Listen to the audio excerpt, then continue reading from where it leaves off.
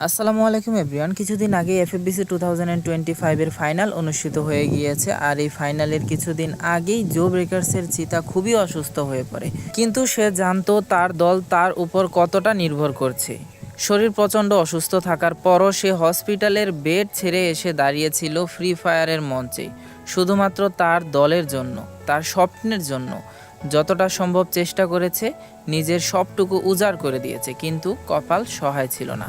একটু ব্যবধানে runners up হতে হয়েছে। এত কাছাকাছি গিয়েও হারার পর জেবির চিতা বলছিল, আল্লাহ এই জিনিসটা কেন শুধু আমার সাথেই হয়। তারপর কেটে গেল কয়েকদিন। একদিন আমি লাইভ করছিলাম, একজন সাবস্ক্রাইবার জিজ্ঞেস করলো, ভাই জেবি চিতার কি অবস্থা, সে কি এখন ভালো হয়েছে? আমি তখন বলেছিলাম যে আপডেট পেলে তোমাদের জানাবো। আর সেই আপডেট, জেবি চিতা আর আমাদের মাঝে নেই। হ্যাঁ, সে চলে গেছে আমাদের ছেড়ে না ফেরার দেশে। কেউ হয়তোবা কল্পনাও করতে পারেনি আমরা এভাবে জো ব্রেকার্সের চিতাকে হারাবো। দোয়া রইল জো ব্রেকার্সের চিতার জন্য, আল্লাহ তাআলা যেন তাকে জান্নাতুল ফেরদাউস দান করে।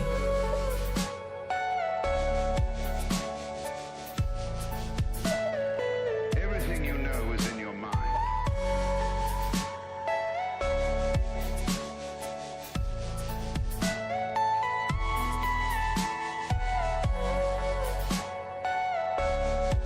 BD jam for wipeout JB and Ray Fox এবার দুটো team head to head battle করবে। যে দল বুইয়া করবে চ্যাম্পিয়ন হতে পারে। এবার জো ব্রেকার্সের অবস্থা দেখুন, চিতা রিভাইভ করছেন, চিতা নিজেকে হিল করছেন এবং একই সঙ্গে ফ্লিকারের স্নাইপার শটকে এবার আর কোনোভাবেই কিন্তু তিনি ইগনোর করতে পারবে না। প্রেশার প্রেশার প্রেশার অ্যান্ড ডি টু আর ফেস গুড বাই।